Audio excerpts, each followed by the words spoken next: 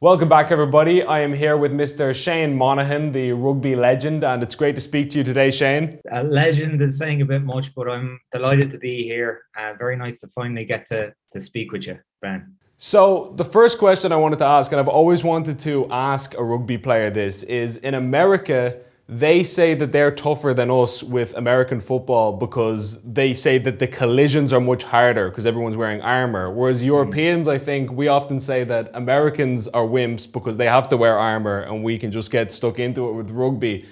What are your thoughts on that? I've always wanted to hear a rugby player's perspective on that conversation.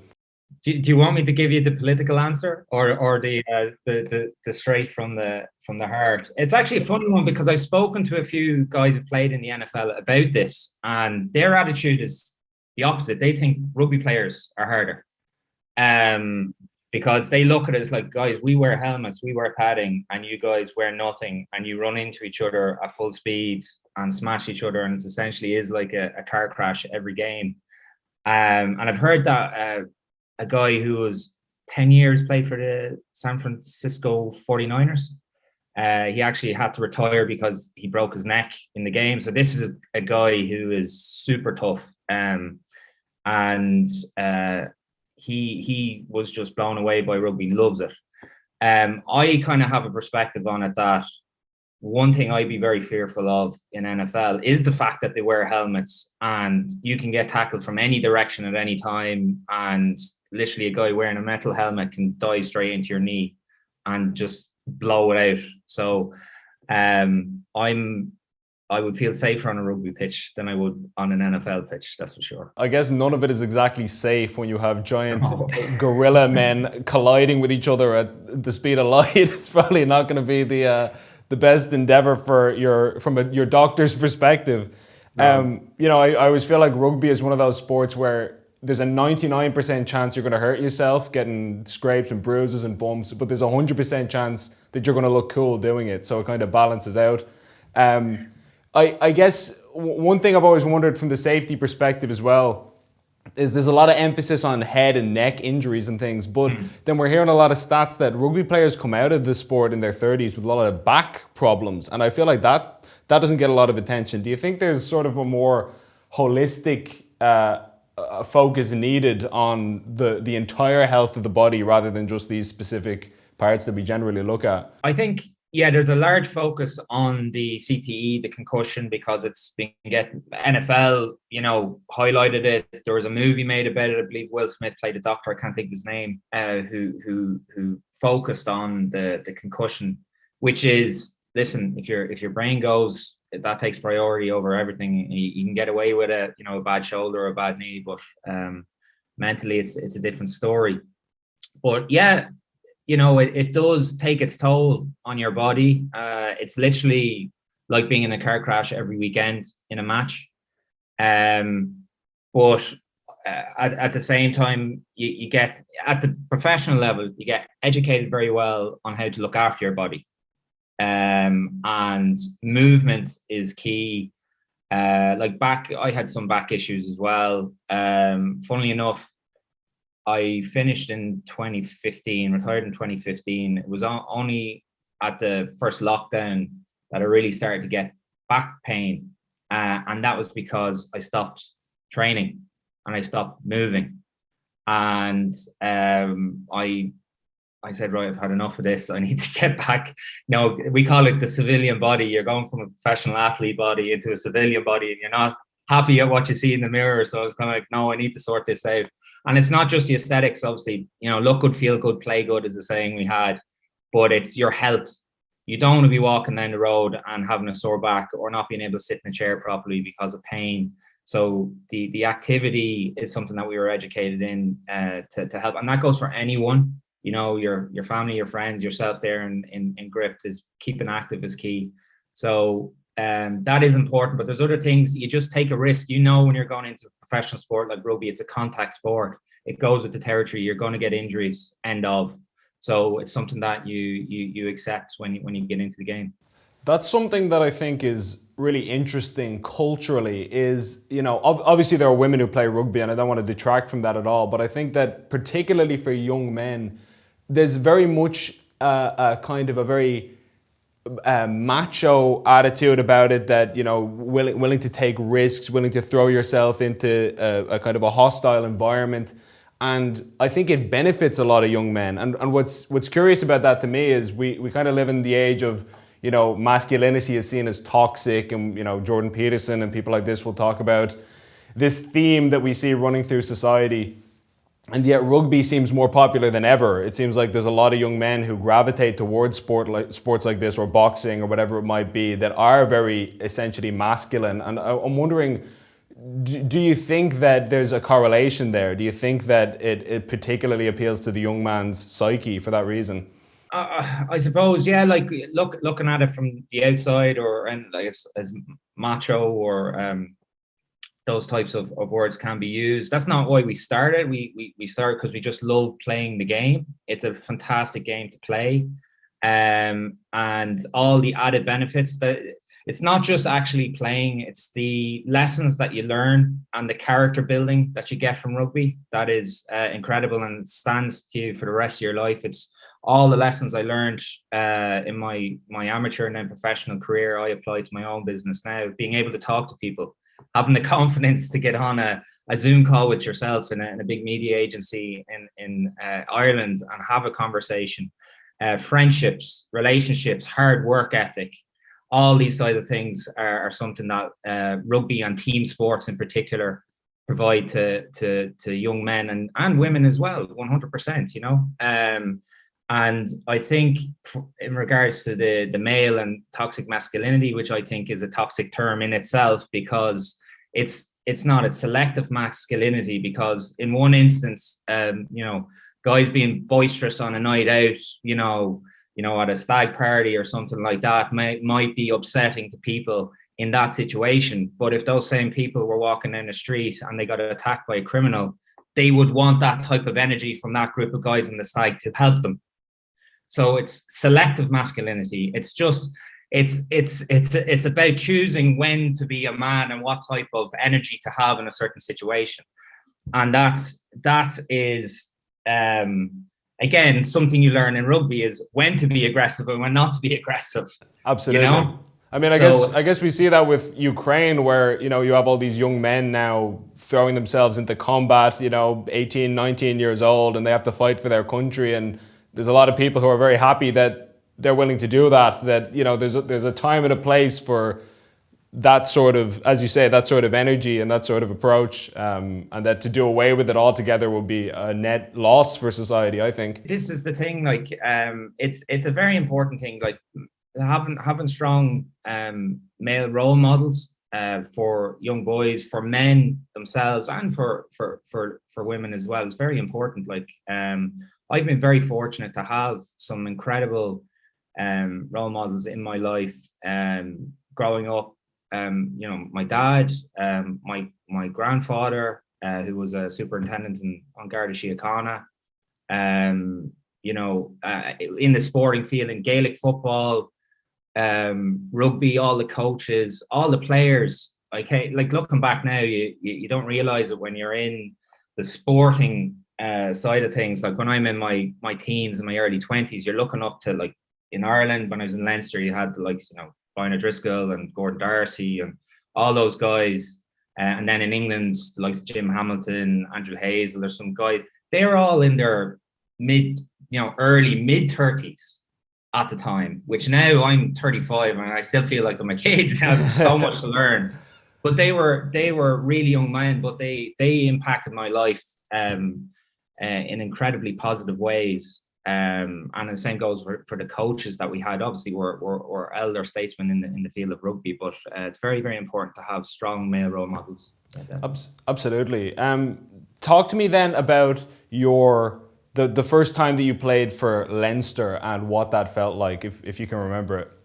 So, I kind of took a backdoor journey in my professional career. As I said, it took me a little bit longer to get where I wanted to be. So, I was in the Irish underage system, Irish Academy, Irish under-20s international.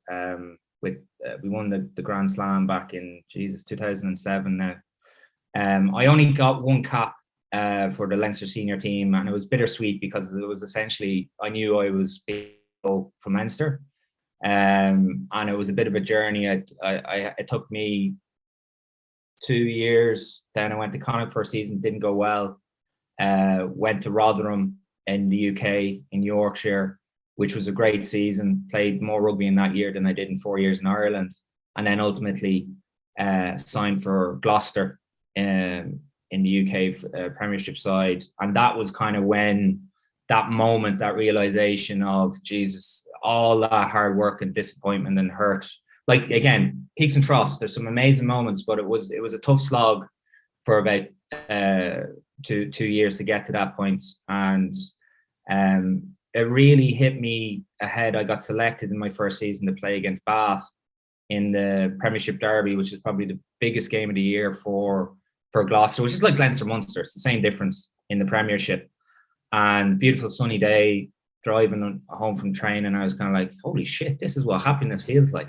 This is what contentment feels like. And it was there, and then it was gone within a few seconds. But even that one emotion, to have that few minutes in the car, was ultimately an amazing experience. I'm very grateful to have had, you know. Because you were telling me off camera that, you know, your rugby dream started when you were 12 years old, and so it was the culmination of this lifelong ambition. And I think, you know, so many of us, we grow up and we think, oh, I want to be an astronaut, I want to be a this, I want to be a that.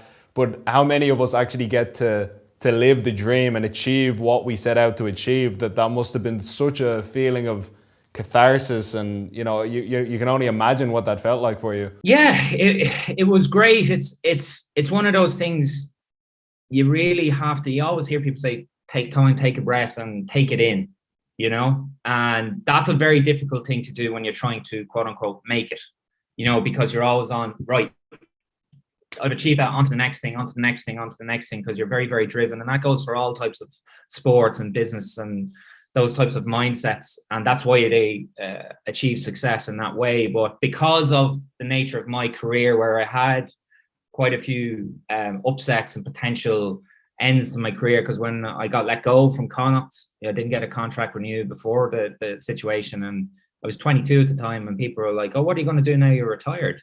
And I'm like, what are you talking about? I'm not retired. I got let go. I'm only 22 and I still have a lot to achieve. And that drives you as well. But that helped me to try and take it in, to appreciate it more, because it was almost taken from me a few times, you know. And there was another situation very similar to that, where my first time playing in Kingsholm, which is a famous stadium, Gloucester's stadium, in front of the Shed, which is like Hill 16 in Croke Park, in that stadium. And I've never experienced anything like it in terms of the atmosphere and the sound. And this was in a pre-season game, a sevens tournament. And there was a fella who just signed that season as well, called Hughie Edmonds. Great guy. He's a former hooker for Australia, multi-time, you know, international player, great player. And he came in and he's like, holy shit, mate. He says, did you feel that? And this is a guy who's played in stadiums, packed out stadiums in World Cups, and he couldn't get over the atmosphere. And like, I had butterflies thinking about it now, you know. So those kind of moments, they're fleeting moments, but they're moments that stick with you forever. And as you said, I'm very, very lucky to have experienced that, because it's only a small percentage of people who ever get to do that. What's the best piece of advice that you ever got in your career? If you could go back to the beginning when you were 12 years old and give yourself one piece of advice, what would it be? Oh, there's so many, but there's one that definitely sticks out. Again, name dropping here. The mullet, Shane Byrne. Many people in Ireland will know who he is. So I got to play with Shane when I was in the Leinster Academy, and I was playing with Blackrock College club team in the AAL.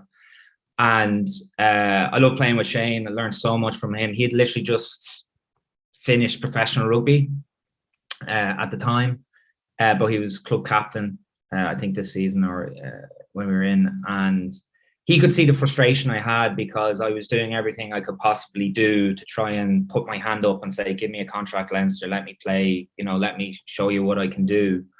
And was playing great rugby with the club, but you know, it just didn't matter at the time. And his thing was patience.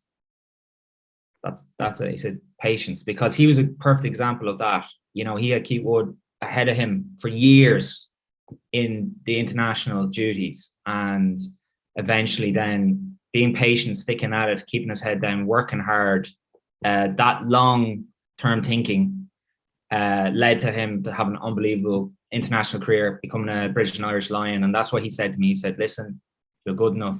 Be patient. It will come. Keep doing what you're doing. And he was right. And ultimately, it didn't happen for another 3 or 4 years, but it did happen. That's amazing. I guess we always have a timeline in our heads, but it doesn't have to necessarily pan out the way we want as long as you get there in the end. You know, that's the only thing that matters. It's very rarely goes the way you planned. That's for sure. What was the toughest game of your career and why? What did you learn from it? Toughest game, probably ones I was injured in. Those are big ones. Losses, okay, you have losses. There's one with the injuries, of course, because that helps build, again, that steadfast nature, that hard work ethic, because that's tough process. Especially, as I said, you could take 4 years, 5 years, 12 years to get to that position, right? I've earned my starting spot in this team. It's taken me 12 years to get to here. You're a starter, you're playing fantastic rugby. You go out, you get injured, you're starting from scratch again, because everyone on that team is as good as you and have the same mindset, or they wouldn't be there. And you're basically have to come back. Like an example, I had the shoulder dislocation in the south of France when we were playing Toulon in a pre-season game for Gloucester. One of the best and worst moments of my playing career. It was Toulon at the time, were the Harlem Globetrotters of professional rugby. They had everyone you can think of playing for them. Johnny Wilkinson was still playing at the time. He was a hero of mine. So getting to get a chance of, give me the ball, I want to run over this guy. You know what I mean? Arrogant saying that, going up against Johnny Wilkinson. But those moments, unbelievable to get to play in that. And in that game, I dislocated my shoulder. And it was a packed stadium. I was in a lot of pain with the shoulder out, had to roll off. It's like a war scene from a war movie. The doctor came around and popped the shoulder back in for me. And it was on the Toulon side. Basically, the whole stadium was full of Toulon fans. But I got up and I had to walk around the pitch to get to the dugouts. And basically, the whole stadium stood up and gave me a standing ovation. I was like, this is incredible. Like it was because the focus is on you. They appreciate you after putting your body on the line to play the sport they love and entertain them on the field of quote unquote battle. And that was an incredible feeling. So that's a moment that stands out. Again, losses, bad things against the bad ones, unfortunately. You learn from them. Again, first season in Gloucester, I had played a game where against London Irish, I scored 4 tries in the European Cup game. Unbelievable. Top of the world. Man of the match performance. Crazy. 2 weeks later, we were playing in the Premiership and it was an absolute shocker. And I knocked on a ball that led to them scoring a try, which they eventually won the game from in the space of 2 weeks. So if you want to get an example of the highs and lows of professional sport, and there's nowhere to hide because it's on Sky Television, So those kind of they're the hard lessons you get, and then there's a lot of stuff that happens outside of game time that you learn in the training. Like I've told the story many times before on different things. That season where I dislocated my shoulder, I got heat stroke and almost died training with the Powers and the SAS in pre-season with Gloucester. 10% of people survive what I had, so that was a lesson. And that kind of is like, holy shit, I am immortal and I can die at any time. So try and appreciate the moments a lot more. So that was another thing too. That's amazing. That you came through that. That would really give you pause and make you think about some of the bigger questions in life at a moment like that. Yeah, that's for sure. Yeah, definitely. I heard former MMA champion Khabib Nurmagomedov, and he was talking about when he trains kids in that sport, and he was saying that you shouldn't be trying to learn anything new in the run-up to a competition. You should be, all of your foundational work should be when you have nothing going for you and there's no, I don't have any matches coming up, there's nothing on the horizon, but that's the moment you do all your practice. And then when the opportunity falls in your lap, now I'm ready to go. I've been preparing for this moment my whole life. Have you found that in rugby that would be a kind of a useful approach? Yeah, that's a great point of view. It's quite similar in that what to do in rugby, you have a thing called pre-season. So you essentially train for 3 months to improve your fitness, bulk up, lose body fat, work on skill sets, all that kind of thing in a very intense. It's basically like military basic training every year for 3 months, and it's something I don't miss. It's tough. It is tough going, and that's where all those kind of improvements or new things are kind of implemented. Then it's a case, especially at the high level for starters, is maintaining. Do not get injured is top of the list. So you have to protect your body. You don't overtrain. You have to eat right. All that kind of stuff. And just try and maintain your skill set. It's difficult. You're always, doing kicking sessions and passing sessions and all that, and but as you said, trying to throw in something completely new. It's difficult to do it in season. So that would be a kind of comparison to what he's talking about. Yeah. Obviously, they say that the fans are the 16th player on the pitch, and the fans' reaction can almost skew a game or give one side a psychological edge, and that's fantastic. And the fans make the sport what it is. But is there anything that fans do that can throw players off, or anything that can kind of have a detrimental effect or backfire? For the home team or the away team, this is the thing. Yeah, I guess it's very different. Either or. Yeah, well, Gloucester it's famous for it in the Premiership in terms of the atmosphere and the fans and the shed heads, as they're known, which are some of the best fans in the world. And this is why, again, I was so lucky to have played for that club, because it is a special club in that regard. And the shed are famous for slagging and having fun with, in a cheeky type of way, players, like they come in, and the kickers in particular, like when the guys would be warming up and practicing their kicking before the game starts, the shed will be getting into them and slagging them and all this kind of carry on and have a bit of fun with them. And then during the game, if they miss a kick, they wouldn't do it on the build up to the kick, but if they miss a kick, then be like, "Hey, we told you so," all that carry on, and that can rankle some players, but saying that, most pros at the top level, they're very good at filtering out noise, and it's very strange. You don't see the crowd, you can hear it, and when something good happens, and again the atmosphere, you try and filter out the negative stuff and let the good stuff come in. So it's strange. It's very hard to explain it, but I'd say that's definitely a skill that you'd have to cultivate, that you probably wouldn't expect. You think, okay, I've got all the fundamentals of the game down, but you forget that there's people throwing banana peels in your corner as well, psychologically. So Ireland, obviously, we have on our international team, we've had some outstanding players that started their careers abroad, Bundy Aki from New Zealand, or CJ Stander from South Africa, and these types of guys. And they're phenomenal players, enormous contribution to the team and so on. But there are those commentators who argue that bringing in players from overseas, it can have kind of a negative impact on the grassroots side of the game. And that's sort of a conversation that goes on. Do you have any particular thoughts on that issue? Again, I know both guys. I played with CJ in Munster, absolute legends, fantastic player. Bundy, never played with him, played against him and got smashed in a tackle in a pre-season game. He hits hard, but brilliant player. I can see both sides of it. It's kind of definitely the opportunity, home, quote unquote, homegrown players who start at the very bottom and try and work their way up to the very top, and opportunities are limited to begin with. And bringing in foreign players to fill gaps, because you have to remember, professional rugby is a business as well, and this is what a lot of people don't understand. And ultimately, to be able to get funding and money and growth, to get the funds to feed the grassroots for the next generation, you need money, and success and winning helps to get sponsors to get that money to keep the game growing.